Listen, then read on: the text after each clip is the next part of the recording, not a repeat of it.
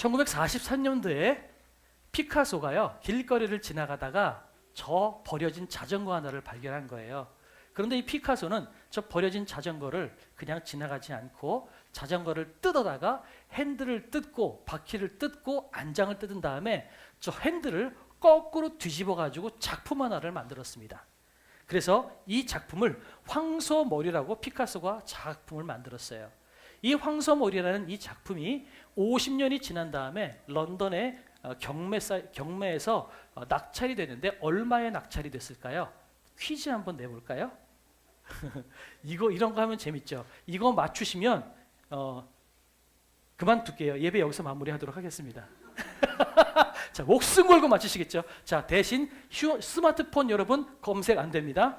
컨닝 안 됩니다. 찍으십시오. 예? 보기 하면 안 돼요. 예배가 걸린 문제인데 보기를 걸면 안 돼요. 자, 좋습니다. 억대입니다. 억대예요. 53억. 또 두 분만 더 받을게요. 잘못하면 맞추면 큰일 나겠다.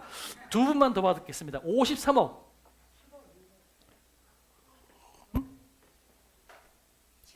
장로님 10억? 10억. 또 홍 집사님 7억. 100억. 이야, 양 집사님이 통이 크시네요. 감사합니다. 예배는 진행하도록 하겠습니다. 저 작품은 297억입니다. 293억이네요. 293억입니다. 자, 이제부터 여러분 길거리에 버려진 자전거 그냥 흘려보내지 마십시오. 자세히 보이시죠? 그런데 이 버려진 자전거가 293억 원에 팔릴 수 있었던 것은 여러분 저나 여러분의 100번 뒤집어놔 보세요. 그게 1억이나 팔릴까요? 피카소가 뒤집어놨고 피카소가 만든 작품이기 때문에 그렇게 비싸게 팔렸다는 거죠. 다시 말씀드려서 명인의 손을 거쳤기 때문에 저 작품은 그렇게 비싼 작품이 될 수 있었다라는 겁니다. 이제 우리 주제로 한번 가보겠습니다. 올해 우리 교회 주제는 우리가 교회입니다. 우리가 교회입니다. 따라해 주시겠어요? 우리가 교회입니다. 왜 이 본문을 잡았냐면 바로 에베소서 4장 15절 말씀 때문에 그렇습니다. 에베소서 4장 15절 다시 한번 합독할까요? 시작.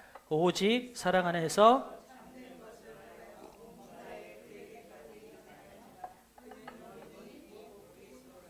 아멘.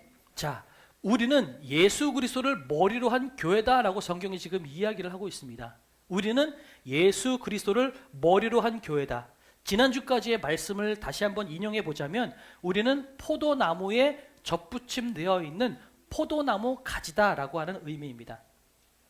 그런데 오늘 이 에베소서 이 말씀을 하고 있는 이 사도 바울이 지금 이야기하고 있는 이 전제는 편지를 읽고 있는 이 교회 사람들에게 그 교회 사람들이 그 전에 어떤 행동을 했는지 어떤 삶을 살았는지를 전제하지 않습니다. 그 전에 이 사람들이 편지를 읽는 사람들이 어디서 있었는지를 얘기하지 않고요. 무엇을 얼마나 배웠는지도 묻지 않습니다. 지금 그들이 예수 그리스도를 믿고 있다면 그래서 그리스도인이 되었다면 예수 그리스도를 머리로 한 교회다라고 지금 이야기하고 있는 겁니다. 이게 지금 에베소서잖아요. 그러면 에베소 지역에다가 보낸 편지라고 우리가 알 수 있는데 그럼 우리 에베소 지역에 도대체 어떤 문화가 있었을까 한번 찾아보려고 합니다. 여러분 사도행전 19장 17절을 한번 찾아가 보시겠어요? 사도행전 19장 제 성경으로는 신약성경 221페이지쯤 됩니다. 사도행전 19장 17절에서 20절까지 말씀인데요. 제가 한번 읽어보겠습니다.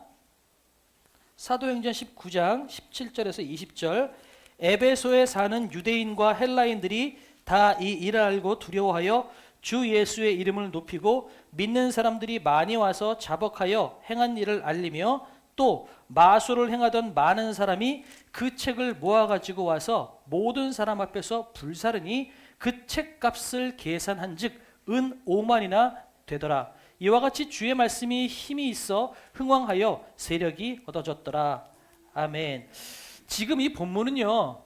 지금 사도 바울이 여기서 병을 고치고 귀신을 쫓고 하는 놀라운 사역을 했었거든요. 근데 이 모습을 보고선 다른 사람들이 야, 그 능력 나도 좀 돈 주고 살게 하고 거짓으로 그렇게 흉내를 내다가 벌을 받아요. 그것 때문에 사람들이 놀라고 복음을 전하는 그 복음의 놀라운 능력 때문에 많은 사람들이 예수를 믿고 그리스도인이 되었다라고 하는 내용인데요. 예수 믿고 그리스도인이 되었다라고 하면서 본인들이 가지고 있는 마술책, 우상들, 이 모든 것들을 집에서 꺼내다가 내가 예수를 믿겠노라고 그것들을 다 팔았다, 불에 태웠다라는 얘기를 하고 있는 게 오늘 본문인데요. 다 태운 그 불이 태운 것들이 얼마나 됐다라고요? 은 5만이다라고 이야기를 하고 있습니다. 마술책과 우상과 그 모든 것들을 불에 태웠는데 이게 값어치로 따지면 환산해 보니까 은이 5만이나 되더라. 그 당시에 한 사람의 한 달 생활비가 은 한 드라크마라고 이야기를 합니다. 그러면 오늘 이 본문은 1년 동안 한 사람이 1년 동안 하루도 쉬지 않고 일을 하고 난 다음에 137년을 일해야 모을 수 있는 금액이 오늘 은 5만 드라크마라고 이야기를 합니다. 그러니까 굉장히 많은 금액을 팔았다라고 이야기하는 거죠. 그 말은 엄청나게 이 에베소 지역의 많은 사람들의 집집마다 곳곳마다 마술책, 우상들, 그렇게 하나님께서 가증스럽게 여기는 수도 없이 많은 더러운 것들이 집집마다 쌓여 있었다라는 것을 얘기하고 있는 거죠. 그렇다면 얼마나 그 에베소 지역에 마술, 우상, 음란 문화, 이런 더러운 문화들이 얼마나 많이 있었겠어요. 그죠? 그렇다면 이 오늘 에베소 교회, 예수님을 믿고 예수 그리스도를 믿고 그리스도인이 된 이 많은 사람들이 그 이전에 어떤 삶을 살았다라는 거예요. 5만이나 되는, 은이 5만이나 되는 마술책을 다 갖다 팔고 그리스도인이 되었다면 이 사람들은 대부분 다 뭐였다라는 거예요? 그 이전에 마술책에 심취해 있고 우상에 심취해 있고 헛된 문화에 심취해 있어서 그 인생이 헛된 삶을 살았던 사람들이었다라는 것을 이야기하고 있는 겁니다. 그런데 이 과거에 이 사도 바울이 편지를 쓰면서 이렇게 이야기하는 거죠. 네가 과거에 어떤 문화를 가지고 있는지는 중요하지 않다. 네가 과거에 어떤 삶을 살고 있었는지 중요하지 않다. 네가 지금 예수 그리스도를 믿고 그리스도인이 되었다면 그곳으로 되었다라고 지금 성경이 이야기하고 있는 겁니다. 여러분에게 한번 적용해 볼까요? 여러분이 이전에 불교를 믿었던, 유교를 믿었던, 아니면 남녀 호랑개교를 믿었던, 아니면 무당을 찾아다녔던 여러분이 어떤 삶을 살았는지 그것은 중요하지 않습니다. 오늘 여러분이 예수 그리스도를 믿고 그리스도인이 되었다면 여러분은 예수 그리스도를 머리로 한 교회라는 사실을 여러분이 믿으시기 바랍니다. 여러분이 학벌이 대졸이든지 중졸이든지 초졸이든지 여러분 중요하지 않습니다. 오늘 이 에베소 교회, 에베소 편지를 보고 있고 예수 그리스도의 그리스도인이라고 칭함받고 있는 그 모든 사람들은 너희들의 학력과 상관없이 너희는 예수 그리스도를 머리로 한 지체다라고 성경이 이야기하고 있다라는 겁니다. 오늘 여러분이 이 자리에 앉기까지 여러분의 삶을 돌이켜 봤을 때 여러분이 얼마나 많이 인생을 성공해 보셨는지, 얼마나 많이 인생을 실패해 보셨는지 그것도 중요하지 않습니다. 지금 예수 그리스도를 고백하고 있다는 것만으로도 여러분은 예수 그리스도의 지체요 교회라고 성경이 이야기하고 있다는 거죠. 여러분 그것을 믿으시기 바랍니다. 양옆에 분들께 그렇게 한번 인사할까요? 당신은 교회입니다. 시작. 네, 맞습니다. 우리 모두는 예수 그리스도를 머리로 한 교회이고 예수 그리스도를 머리로 한 지체입니다. 자, 누구는 손이고요, 누구는 입이고 누구는 발입니다. 그렇다면 이것을 뭉뚱그려서 전체로 이야기하면 뭐라고 얘기할 수 있을까요? 너나 나나 한 몸이다. 그죠? 다시 한번 양옆에 분들께 인사할까요? 너나 나나 한 몸입니다. 시작. 맞습니다. 저와 여러분은 예수 그리스도를 믿고 있다면 한 몸이라는 사실을 여러분이 기억하시면 좋겠습니다. 비록 다른 집에서 살지만, 다른 직장을 가지고 다른 문화를 가지고 살고 있을지 모르지만 어떤 때는 연락도 잘 안 되기도 하죠. 한 달에 한 번 만나기도 하는 분도 계십니다. 그러나 그렇다 할지라도 여러분, 저와 여러분은 한 몸이라는 사실을 여러분이 기억하시면 좋겠습니다. 한 몸이라는 사실.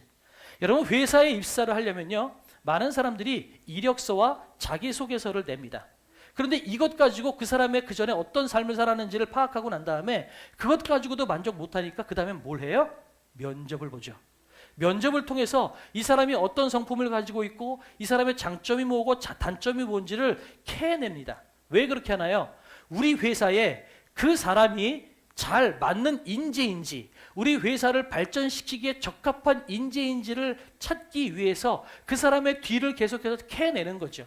이게 이력서고 자기소개서이고 면접의 과정이죠. 그런데 하나님은 여러분의 이력서를 거들떠보지도 않는다는 겁니다. 여러분의 이력서 하나님 앞에 나갈 때는 아무런 필요가 없다는 거예요. 어디서 태어났는지, 여러분이 연세가 몇인지, 얼마나 많이 공부를 많이 했는지, 돈이 얼마나 많이 있는지, 아니면 여러분이 오늘 이 자리에 오기 전까지 얼마나 많이 허랑방탕하고 악한 짓, 하나님 보기에 나쁜 짓을 많이 했는지 여러분 하나님께서 신경 쓰시지 않는다라는 겁니다. 오늘 여러분이 예수 그리스도를 믿고 그리스도인이 되었다면 하나님께서는 내가 이전 일을 기억지도 않겠다라고 말씀하고 계시고 오늘 네가 나에게 붙어 있으면 된다라고 하나님께서 우리에게 말씀하고 계시는 거예요. 여러분 이거는 맥스 루케이도 목사님께서 쓰신 You are special이라고 하는 그 책을 가지고 만드는 영상입니다. 저 마을의 모든 사람들은 나무로 만들어진 인형입니다. 나무로 만들어진 사람들로 이루어진 마을이죠. 그런데 저 마을에 펀치넬로라고 하는 주인공이 있어요. 근데 저 마을은 어떤 습성이 있냐면 잘하면 별을 받고 못하면 저렇게 딱지를 받는, 냄새나 더러운 딱지를 받는 습성이 있는 거예요. 그러니까 사람들이 나에게 몇 개의 별이 달려있는지, 내가 얼마나 휘황찬란한지 항상 그것을 자랑하고 살아요. 그런데 그 반면에 저 펀치넬로라고 하는 주인공은 맨날 실수하고 넘어지는 거죠. 그러다 보니까 몸에 별이 없어요. 맨날 냄새나고 더러운 딱지만 붙어 있는 거죠. 그 사람들이 펀치넬로를 보면서 항상 손가락질하고 비웃고 놀립니다. 그러면서 반대로 나는 이만큼 별이 달려있다, 나는 이만큼 멋있는 사람이다 라고 많은 사람들이 그렇게 자랑하고 그렇게 살아간다는 겁니다. 보세요. 정말 많은 사람들이 자기들에게 얼마나 많이 별이 달려있는지를 뽐내고 있는 거죠. 나는 이만큼 잘해, 나는 성경도 많이 봐, 나는 헌금 이만큼 많이 해, 난 예배도 이만큼 잘 드려, 이런 것 가지고 별을 받고 그것 가지고 우쭐대며 살아가더라는 거죠. 그런데 유독 그 마을에서 펀치넬로는 아무것도 없어서 손가락질 당하고 웃음거리가 되고 있는 그런 삶을 살고 있는데 그 마을에 이상하게 별이 하나도 달려있지 않고 그 다음에 그 냄새나고 더러운 딱지가 달려져 있지도 않은 그런 여학생 한 사람이 있다라는 거예요. 그러니까 펀치넬로는 맨날 살면서 왜 나는 별이 없어? 나는 맨날 놀림감이야. 나는 잘하는 게 하나도 없어. 이렇게 맨날 의기소침하고 하는 족족 넘어지고 실수하고 그렇게 비난거리가 되는 삶을 살고 있는데 왜 저 여자는 아무것도 없지? 왜 쟤는 몸이 깨끗하지? 별도 없고 딱지도 없네? 도대체 저 여자는 뭐지? 그렇게 펀치넬로가 궁금해서 그 여자에게 묻습니다. 너는 왜 몸에 아무것도 없니? 라고 펀치넬로가 묻죠. 그랬더니 그 여자애가 뭐라고 이야기하냐면 나는 내 몸에 별이 붙었는지 딱지가 붙는지 난 이거 중요하지 않다. 나는 아무것도 신경 쓰지 않는다. 라고 이야기를 합니다. 왜 그렇게 넌 그렇게 살 수 있니? 라고 물어봤을 때 그 여학생이 펀치넬로에게 이야기를 합니다. 저기 산 너머에 큰 오두막 집이 있는데 거기를 한번 찾아가 봐라. 거기 가면 우리를 만든 분이 계신다 라고 이야기하면서 거기를 찾아가 보라고 이야기를 하죠. 근데 많은 사람들이 거기를 가라고는 얘기하지 않았었거든요. 그러니까 거길 가도 돼? 라고 이야기합니다. 그런데 그 여학생이 한번 가봐. 좋은 일이 있을 거야. 그리고 펀치넬로에게 그곳을 가라고 이야기하죠. 펀치넬로는 그 이야기를 듣고 정말 언덕을 넘어서 큰 오두막이 있는 집으로 들어가 봅니다. 그런데 그 오두막 집에 들어갔더니 누가 있어요? 엘리라고 하는 사람이 있는데 이 엘리가 누구냐면 이 마을에 저 목각 인형, 저 많은 인형들을 만든 사람이 바로 엘리인 거예요. 그 엘리가 이렇게 얘기합니다. 펀치넬로야, 내가 너를 오랫동안 기다렸다. 너 진짜 잘 왔다. 그렇게 이야기합니다. 그러면서 저 엘리라고 하는 존재가 펀치넬로에게 그렇게 이야기합니다. 너는 내가 만들었기 때문에 너는 누구보다 소중하다. 그리고 너는 특별하다. 네가 실패하고 성공하고 학벌이 좋고 나쁘고 상관없이 너는 특별하다. 너는 귀한 존재다. 왜냐하면 내가 너를 만들었기 때문이다. 그래서 내가 너를 사랑한다. 내가 너를 사랑한다. 이렇게 엘리가 펀치넬로에게 이야기를 합니다. 그 이야기를 듣고 난 다음에 펀치넬로는 내가 그런 존재구나 라고 생각하고 언덕을 내려오죠. 그런데 언덕을 내려오는데 그 내려오는 과정 가운데 자기 몸에 붙어있던 더러운 딱지들이 몸에서 하나씩 둘씩 다 떨어져 나가는 것을 보게 됩니다. 이게 You are special 이라고 하는 맥스 루케이드 목사님의 책의 내용입니다. 여러분, 우리는 하나님의 브랜드입니다. 우리의 브랜드는 하나님이라는 겁니다. 자전거 핸들로 만든 피카소의 명작을 다시 한번 말씀을 드린다면 그것이 무엇으로 만들어졌느냐가 중요한 것이 아니었습니다. 녹슬은 자전거의 핸들이었는데 피카소가 손을 댔기 때문에 그 작품은 293억 원짜리 작품이 될 수 있었다는 겁니다. 여러분, 이 보면 아시죠? 루이비통, 샤넬, 구찌, 저 사진에 나온 저 가방이 저게 루이비통이죠? 예, 저게 루이비통 사진인데 저 가방이 얼마일까요? 400만 원짜리 가방이더라고요. 이 루이비통, 조르지오 아르마니, 샤넬, 구찌, 프라다 이런 명품들의 공통점이 뭔지 아십니까? 이건 지금 저는 상표를 말씀드렸죠. 그런데 공통점이 뭐냐면 이것은 다 저 브랜드를 만든 사람의 이름이라는 거예요. 구찌가 구찌라는 상품을 만들었고요. 프라다라는 사람이 프라다라는 브랜드를 만들었고요. 루이비통이라는 사람이 루이비통이라는 브랜드를 만들었습니다. 다시 말씀드려서 명품이라는 것은 곧 그 디자이너가 제품이 된다는 거예요. 이해가 되셨죠? 그러면 우리는 천지를 만드신 하나님의 피조물이라는 사실 여러분 믿으십니까? 하나님이 우리를 만드셨다는 사실 믿으세요? 그렇다면 인간이 만든 이런 제품도 명품이 되는데 그 명품을 만든 인간을 만드신 하나님은 얼마나 위대하신 분이라는 거죠.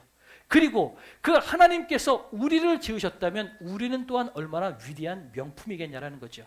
그래서 루이비통이 루이비통이라는 브랜드를 만들고 프라다가 프라다라는 브랜드를 만들었어요. 그러면 하나님이 만드는 우리의 브랜드는 뭐예요? 하나님인 거예요. 여러분, 우리는 전인극으로 세상을 사는 것이 아니라 우리 김하랑으로 세상을 사는 게 아니라 하나님으로 세상을 살아나간다는 거예요. 내가 세상을 걸어 다닐 때 나는 하나님을 보이고 있는 거예요. 하나님의 형상이고 하나님의 이미지라는 사실이에요.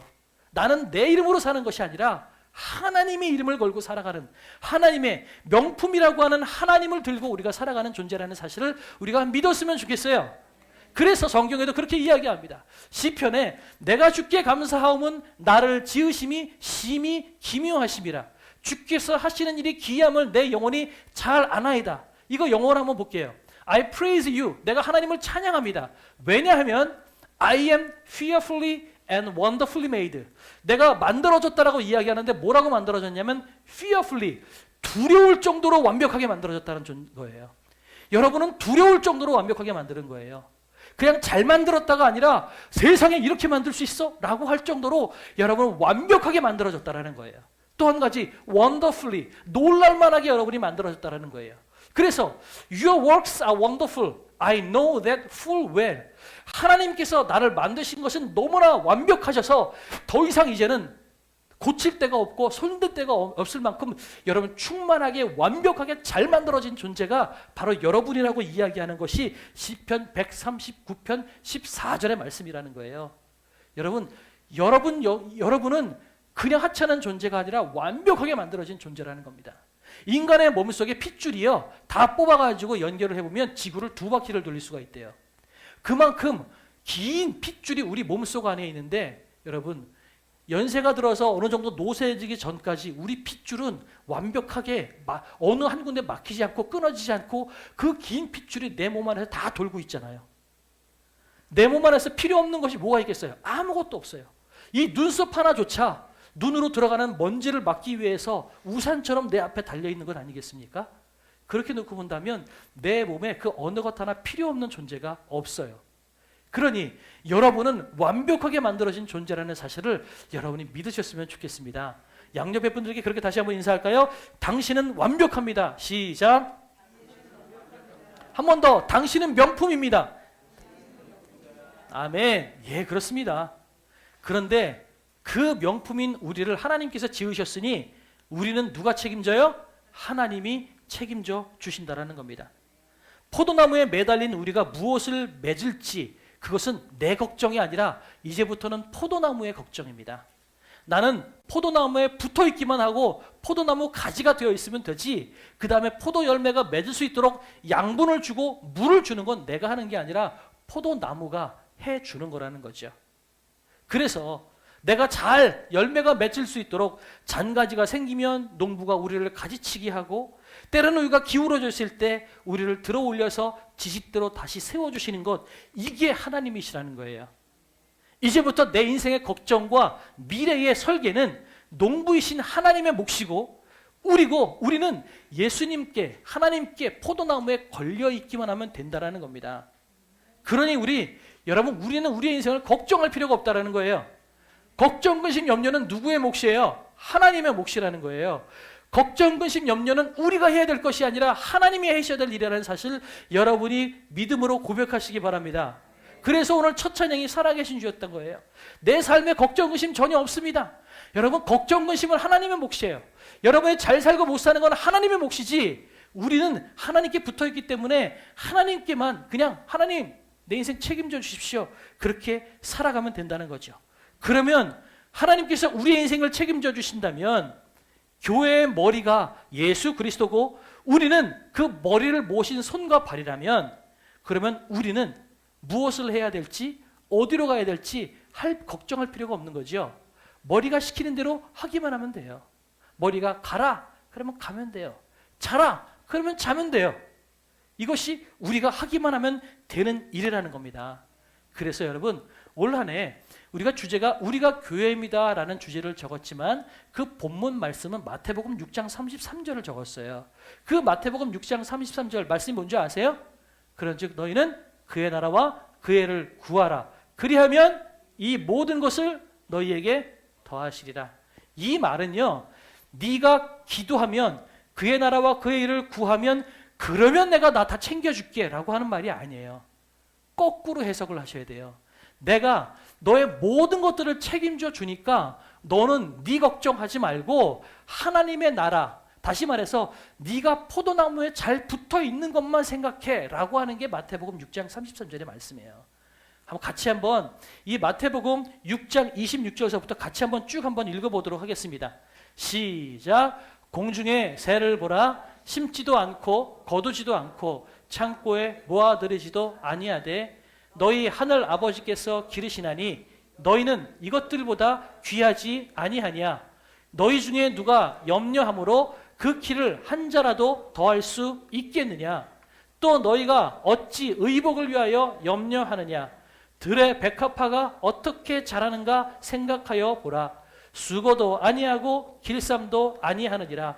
그러나 내가 너희에게 말하노니 솔로몬의 모든 영광으로도 입은 것이 이 꽃 하나만 갖지 못하였느니라. 오늘 있다가 내일 아궁이에 던져지는 들풀도 하나님이 이렇게 입히시거든 하물며 너희일까 보냐? 믿음이 작은 자들아. 그러므로 염려하여 이르기를 무엇을 먹을까, 무엇을 마실까, 무엇을 입을까 하지 말라. 이는 다 이방인들이 구하는 것이라. 너희 하늘 아버지께서 이 모든 것이 너희에게 있어야 할 줄을 아시느니라. 그런즉 너희는 먼저 그의 나라와 그의 의를 구하라. 그리하면 이 모든 것을 너희에게 더하시리라. 아멘. 이것이 우리가 교회로서 붙잡고 가야 될 말씀이라는 거예요. 쉽진 않아요. 그런데 생각해 보세요. 여러분, 걱정 근심이 안 되나요? 되죠. 우리 지금 승찬 형제나 성현 형제 카페 공사하고 있잖아요. 걱정 근심이 돼요. 저 공사 잘해야 되는데, 저 사람들 게으름 피지 말고 제대로 공사해야 될 텐데. 걱정돼요. 우리 교회 올 한해 예산 잘 세워놨는데 이대로 다 거칠까? 다 예산이 채워지고 하나님께서 원하시는 대로 쓸 수 있을까? 성도들은 더 많이 올까? 걱정되죠. 우리 인생도 마찬가지죠. 오늘 나 올 한해 직장 안전할까? 돈 많이 벌 수 있을까? 먹고 살 수 있을까? 걱정돼요. 걱정될 수 있어요. 그런데 걱정될 수 있기 때문에 걱정하지 말라고 이야기하는 겁니다. 걱정하지 않아도 살 수 있다면 우리가 자연스럽게 걱정 안 하고 살 수 있을 만한 성정이 되어 있다면 걱정하지 말라 소리가 나왔겠어요? 맨날 걱정하고 염려하고 근심하니까 성경이 걱정 근심하지 말라라고 우리에게 이야기하고 있는 거죠. 다시 한번 성경이 우리에게 말씀하십니다. 걱정하지 마라. 너희는 내 안에 붙어 있는 것만 신경 써라. 그러면 먹고 사는 거는 내가 책임져 준다. 여러분, 이것이 우리 믿음의 고백이 되었으면 좋겠어요. 혹시 오늘 살다가 오늘 밥이 떨어졌어요? 먹을 것이 없어요? 걱정하지 마세요. 그럼 뭐라고 생각하는 거예요? 아, 나를 누구보다 잘 아시는 하나님이 나 오늘 굶게 하시나 보다. 다이어트를 시키려나? 그 감사하면 넘어가면 되는 거예요. 그렇게 걱정하지 않고 감사하며 오늘 하루를 넘어가면 하나님이 내일은 2배로 더 책임져 주신다는 거죠. 그러니 우리의 걱정 근심은 나 먹고 살 걱정이 아니라 뭘 해야 돼요? 하나님, 내가 하나님을 더욱더 알고 하나님 앞에 더 바싹 붙어 있는 것, 이것이 여러분 우리가 평생 신경 써야 될 일이라는 사실을 여러분이 믿음으로 붙잡고 나가시길 원합니다. 올 한해 이것이 우리의 제목이 되었으면 좋겠어요. 그래서 그러면 우리가 어떻게 살아야 될까요? 2가지 적용해보고 마무리하도록 하겠습니다. 첫 번째, 여러분 순종하십시오. 순종하는 삶을 사십시오. 무슨 말씀이냐? 여러분, 우리가 예수 그리스도가 우리의 머리라면, 우리가 손이고 발이라면 그 다음부터 우리가 해야 될 건 뭐예요? 머리가 시키는 대로 하면 돼요. 만약에 머리가 시키는데 여러분, 나는 머리가 시키는 거 순종하지 않겠어, 나는 내 마음대로 할래 라고 손하고 발이 만약에 따로 움직인다면 여러분, 그 사람은 어디로 가야 돼요? 병원 가야죠. 정상이 아닌 거죠. 이상한 사람이 돼버린 겁니다. 정상인 사람은 손과 발이 시킵니다. 그냥 손과 발은 자의적으로 자기가 판단하고 생각해서 살아가는 것이 아니라 머리가 시키는 대로 순종하며 가면 됩니다. 머리가 자라 그러면 자면 되고요. 머리가 가라 그러면 가면 돼요. 우리는 예수 그리스도를 머리로 한 지체이고 교회라고 말씀하셨어요. 그러면 우리는 뭐 하면 돼요? 예수님께서 올 한 해 말씀으로, 묵상으로, 기도로 여러 가지 것으로 우리에게 말씀하실 때 여러분 순종하십시오. 나는 안 되는데요? 나는 능력이 없는데요? 여러분, 그것은 여러분 겸손이 아니라 교만이라는 사실을 믿으십시오. 예수님께서 여러분에게 하라고 명령하신 것은 할 수 있기 때문에 여러분을 시키는 거예요. 머리가, 손발이 하지 못하는 걸 머리가 시킬 수 있겠어요? 안 시켜요. 머리는 누구보다 손발이 얼마만큼 할 수 있는지 알아요. 때문에 머리가 시킨 것은 할 수 있는 겁니다. 하나님께서 오늘 여러분에게 올 한 해 말씀하십니다. 이렇게 해라, 저렇게 해라. 그런데 여러분, 나는 학벌도 안 되는데요? 나는 나이가 많아서 그냥 이대로 살다 끝낼래요. 여러분, 이것만큼 교만이 없다라는 거예요. 하나님께서 말씀하시면 순종하십시오. 지체는 머리가 시키는 대로 살면 돼요. 또 한 가지, 우리가 교회라고 말씀하실 때 그것이 뭐라고요? 너희의 그전 능력과 그 모든 것들은 상관없다. 붙어있기만 하면 된다라고 말씀하셨던 것처럼 여러분, 나는 능력 없어요. 나는 아무것도 아니에요. 나는 할 수 없어요. 여러분, 그렇게 생각하지 마시라는 거예요. 여러분은 위대한 존재입니다. 여러분은 명품이에요. 루이비통이 프라다가 그 많은 것들이 그냥 루이비통이라는 사람이 만들었기 때문에 명품이 됐겠어요? 아니었겠죠. 명품다운 퀄리티를 냈기 때문에 명품이 된 거 아니겠어요? 하나님께서 여러분을 명품으로 만드셨다면 여러분 명품답게 사시면 되는 거예요. 어떻게 600만 원짜리 700만 원짜리 그 가방에다가 여러분 쓰레기를 담고 살 수 있겠어요? 안 그렇겠죠.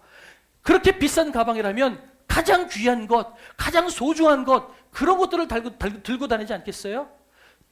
이런 가방 사시는 분들 보니까 일상생활에는 이 가방 안 들고 다니시더라고요. 어떨 때 들고 다니세요? 어디 파티 갈 때, 친구들 만날 때, 자랑하고 싶을 때 그런 거 단대요. 그만큼 귀중한 거예요. 여러분은 명품이에요. 그렇다면 머리가 시키는데 나는 못해요. 나는 그것밖에 안 돼요. 나는 나이 많아요. 나는 이제 조금 있으면 천국 가요. 그러지 마세요. 우리는 죽을 때까지 가야 되는 사람이에요. 천국에 가는 그 순간, 숨이 넘어가는 직전까지도 우리는 공부하고 매달리고 하나님께서 명령하신 일들을 감당해야 될 사람이라는 명품이라는 사실을 잊지 않았으면 좋겠어요. 여러분, 명품은 쓰레기장에 가지 않아요. 명품은 아무리 갈라지고 아무리 약해져 있다 할지라도 그거는 명품이에요. 버릴 수가 없어요. 여러분이 그런 명품이라는 사실을 믿으셨으면 좋겠습니다. 올 한해 하나님께서 여러분에게 여러 가지 것으로 우리에게 말씀하실 것입니다. 그럴 때 여러분 순종하십시오. 여러분이 교회라면, 예수 그리스도를 머리로 한 지체라는 사실이 여러분이 믿어지신다면 여러분은 손이요, 발이요, 입이요, 코와 눈인 것처럼 머리가 시키는 것에 순종하면서 살아나가십시오. 그게 여러분이 명품답게 살아가는 것입니다. 그렇게 살아나가는 여러분이 되었으면 좋겠습니다. 한 분을 더 나누고 마무리하도록 하겠습니다. 자, 이거는요,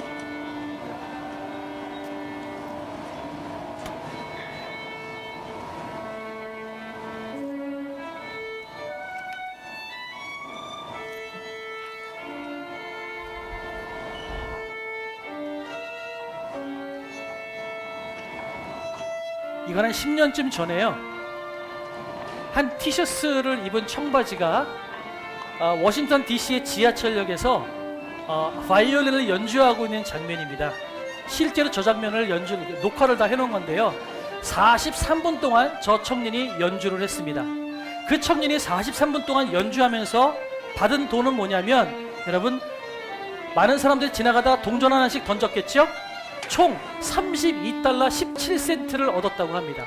32달러라고 하면 우리나라 돈으로 얼마일까요? 한 4만 원이 안 되는 돈이거든요. 한 50분 가까이 되는 시간 동안 26명의 사람들이 동전 하나씩 던져가지고 던진 동전들을 다 모아보니까 4만 원 정도가 되는 금액이었어요. 그런데 저 청년이 누구였는지는 아십니까? 그분의 이력을 제가 한번 볼게요. 2013년도 뉴욕 레코딩 아카데미, 2012년 내셔널 영 아카데미 재단에서 수여하는 상을 수상했고, 2011년 아츠 호리존 폴 유면상, 모먼트 매거진이 수여하는 허버먼상, 뮤지컬 아메리카로부터 2010년 올해의 연주자로 선정되고, 시트널 대학교로부터 인도주의상을 수상했고, 2009년에는 음악을 통한 교육단체로부터 명예훈장상을 받았고, 2008년에는 아카데미 공로상을 받았고, 이후에도 어마어마한 상을 받은 미국에서 가장 사랑받는 바이올리니스트라고 하는 조슈아 벨이라고 하는 사람이 연주하고 있는 장면입니다. 그런데 조슈아 벨이 연주하고 있고, 저 연주하는 바이올린의 값만 해도 300만 원짜리 바이올린입니다. 바이올린을 연주하는 저 활의 값만 3억 원짜리 활이에요. 그런데 30억 원짜리 바이올린을 가지고 전 세계에서 가장 사랑받고 유명한 조슈아 벨이라는 사람이 연주하고 있음에도 불구하고 아무도 그 사실을 알아보지 못했고 4만 원에 동전을 던지고 끝났다라고 이야기합니다. 재밌는 실험을 했죠. 이것 때문에 우리나라의 바이올린 연주자가 똑같은 실험을 강남역에서 했는데 어떻게 했을까요? 그분도 똑같아요. 우리나라의 유명한 바이올린 주자였고